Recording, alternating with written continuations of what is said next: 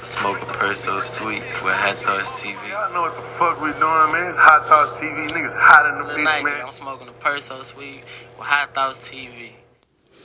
And I know earlier you said that you produce, like, so talk about like the vibe when y'all cooking up together. Is it kind of like he do his thing and then come to y'all with the beats, or we out in the studio together seeing like? It depends. I be sending them shit, but like when we in the studio together, that's when we make like the best shit.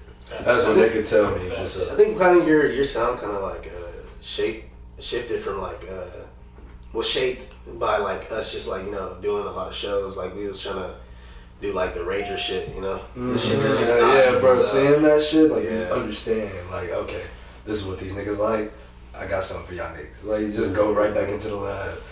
You pass something on to them, they always come back with something hard. Like that's just how it is. Yeah.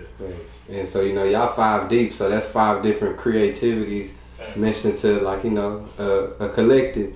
And y'all videos always on point. I ain't gonna lie to y'all. Ain't nobody told y'all them hoes all hard. Boy Jerry, man. Yeah, for sure. Speaking of him, how did that connection come about? Shit, we grew in him. Yeah. We kind of grew up. I used to work at the Palladium with that nigga.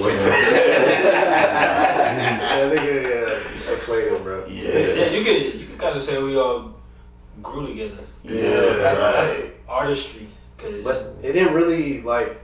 He didn't really like join the group per se until like I had my solo album and I had dropped a song, and then he wanted to shoot the video for that, and then after that the rest is history, you know. Like we just became cool friends, like everybody like a family now type shit.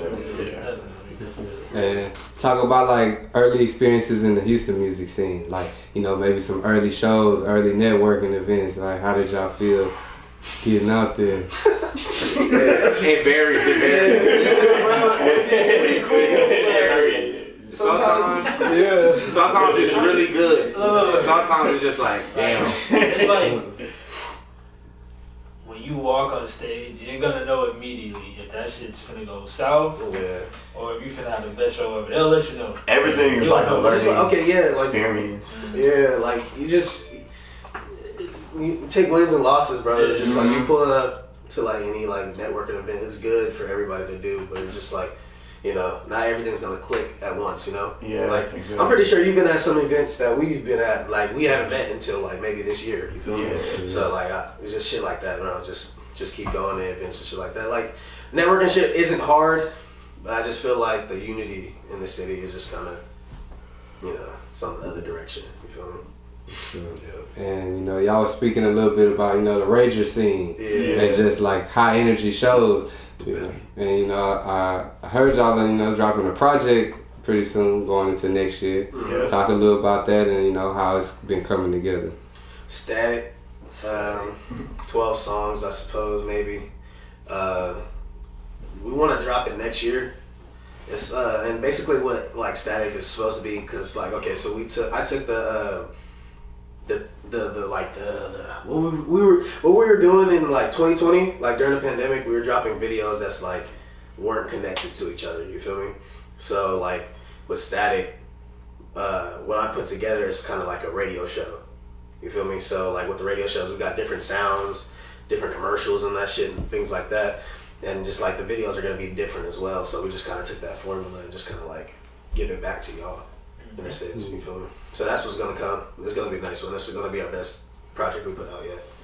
Thanks. Speaking of the pandemic, you know, being 5 different people, how was that for y'all, just creatively and just individually transitioning from, you know, I guess we could say regular life to the new regular life? It was the best thing that could ever happen, to be honest. This pandemic? Yeah, because it helped us really lock in. It made us get better. It made us become more consistent. So music-wise, best thing that ever happened to us as a group. Because usually we're like, I feel like at least that we're just like making songs so we could just go perform, hurry up and perform and shit like that.